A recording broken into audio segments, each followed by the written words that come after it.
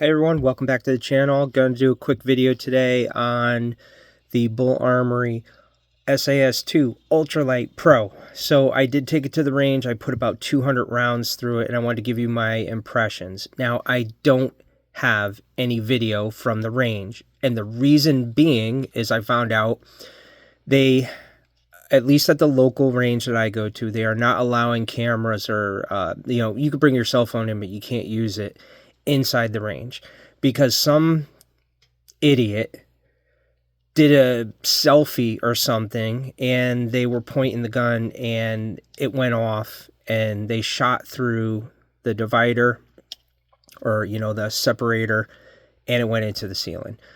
So that's why I don't have any video. So let's get through this. So all the things that you already know about this gun: it shoots flat. Yes.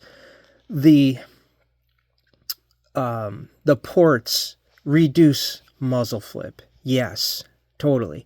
The grip is excellent. You can just get a really good purchase on it.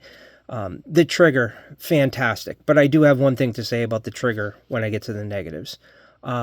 Safety and functionality, everything worked great. The sights that I put on, the rear iron sights, stayed on. I have witness marks. They did not move. Overall, this was a really nice gun to shoot. Let's talk about some of the issues that I had. So, hey, I'm 55 years old. I'm getting old. I got an acrylic marker and I marked the front sight. So these front sights come blacked out. So I marked this front sight green, like a lime green color, to make it easier for me to see when I'm aiming. I was just having a difficult time. I actually, took my protection glasses off and I put my regular readers. So I have readers just for up close. And I had to put them on, and I still was having a difficult time seeing this front sight when it was blacked out. So this definitely improves things and makes things better. The accuracy on this was fantastic. 15, 20, 25 yards, really, really accurate. And you can see the bullet pattern. It's like up and down.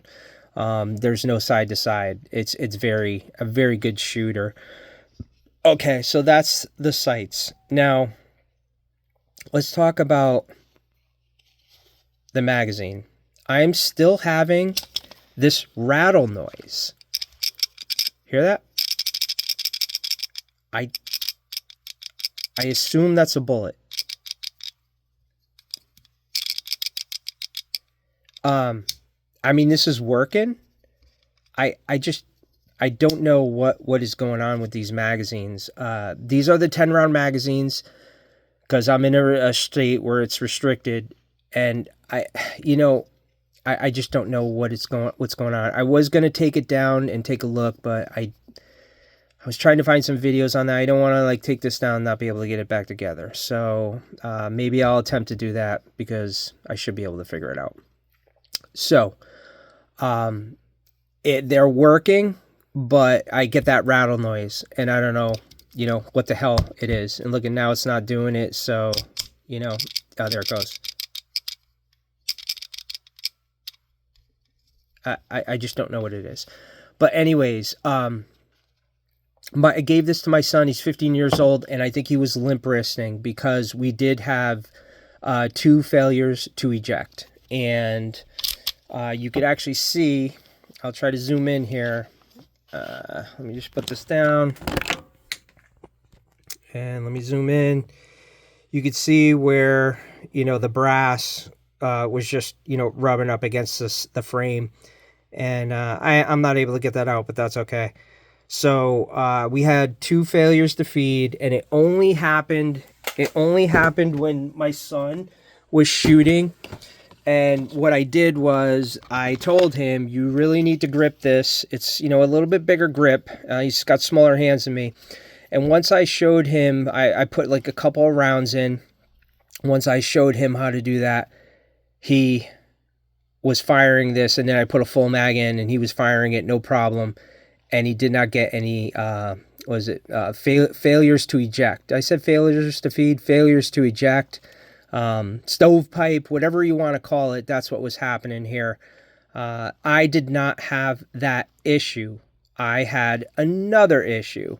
I had 2 light primer strikes on these guys, my defensive round ammo, and it's Hordney. I carry this type of ammo, and I wanted to make sure that that type of ammo was working with the gun, because it's good practice to shoot with the ammo that you're carrying. So I took the bullets out and I put them in another 9mm. I had a SIG P365. I put them in that gun and I tried to shoot them and they didn't shoot. So I'm assuming that it was the ammo, which is strange because this is premium ammo, and I figured, you know, Hordney critical defense, that's really says it all right there. You know, that should be good ammo and it should work. But hey, stuff happens, right? So yeah, I had 2 light primer strikes. I'm going to call them light primer strikes, but I don't think they were, because they had a hole. Again, I couldn't take a picture. And then luckily the range that I have has a container where you can put those rounds in, because, you know, you're supposed to wait 30 seconds. They could eventually go off, who knows, but I kept it pointed down range and everything was okay and safe with that. But yeah, those were the only issues that I had with this. Just getting a good sight picture, and the 2 primer strikes that didn't go off. And then of course my son corrected the stovepiping that was going on, or the limp wristing, and this thing was running pretty quick. I did shoot it fast because I wanted to see, hey, I seen online that you really shoot this thing fast, and you can. And with a little bit of practice, you know, you could really get that on target. I mean, I was a little bit all over the place, but if I practice more, I'm sure I'll get, you know, right on target.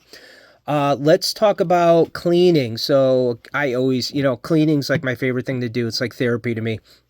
So I cleaned it all up. It was, you know, pretty easy to do, but I will show you the barrel. So you can see right here. Let me just get a pointer. You can see there are still some carbon marks, and, you know, I put hoppies, the hops number 9 on there, let it sit overnight, and you could still see, you know, some marks on there, which is fine. I did get some breakthrough. This is their oil, but I got the Carbon Pro coming, and that stuff's apparently pretty good. You let it sit down there for 10 or 15 minutes, and it should get these off.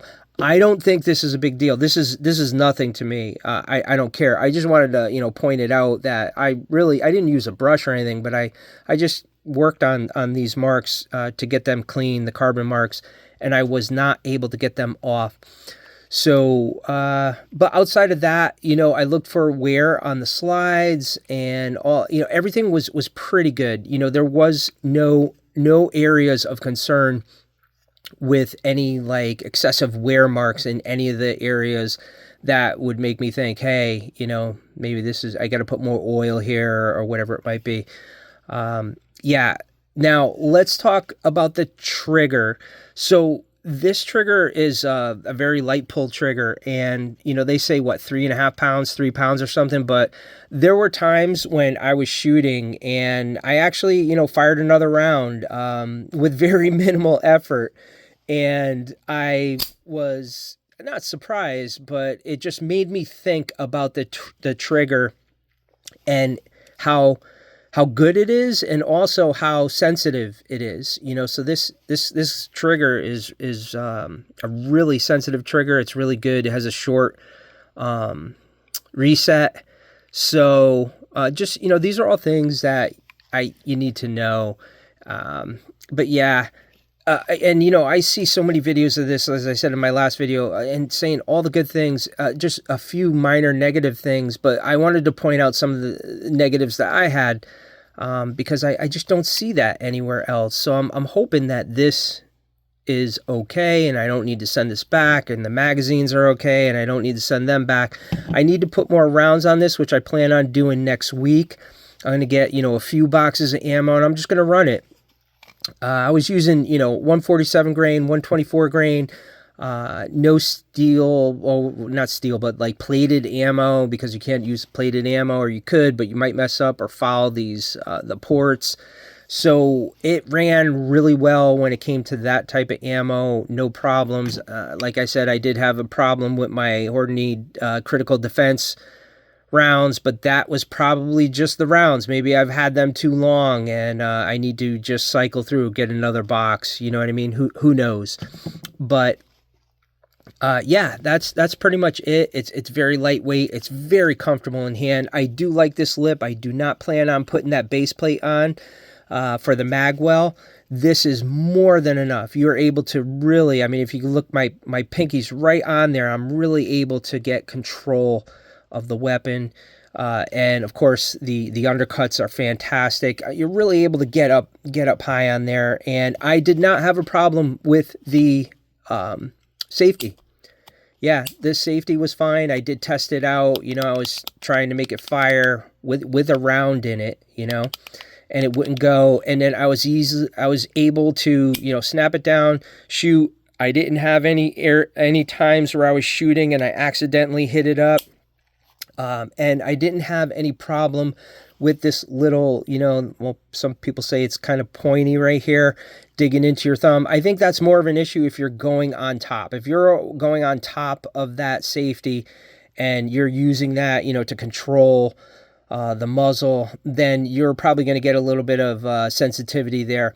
But I didn't have that because I was underneath it, just like this, and, you know, I was just doing my standard grip, and it felt great. So yeah, there we have it.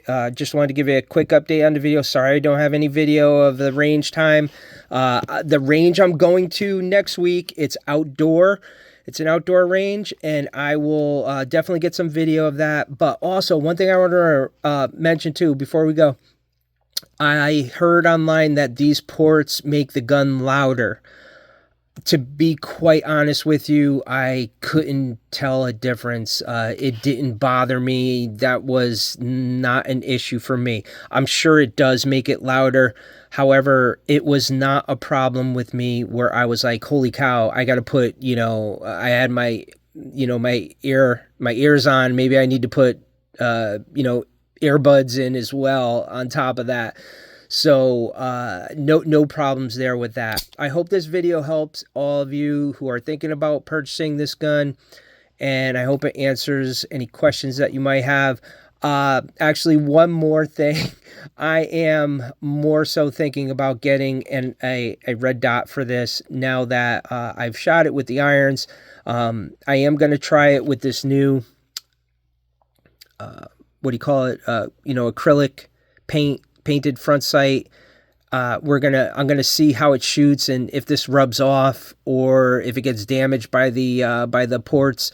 We'll see. But I am thinking I'm probably most likely going to get a red dot for this, and I'm not sure what I want to get. Lots of people say Hollow Sun, it's good, it's bad. There's so many mixed reviews. The range said, you know, don't get Hollow Sun, and then, you know, some people said the Ultralight goes on here really well, and I like Ultralight products. I have tons of Ultralight stuff, way more than what I should have. So, and I you know, I've seen that the Ultralight goes on here really well. The Osight S or the SE, I believe, will go on here. So that's it, folks. Thank you so much for watching. Have a great rest of your day.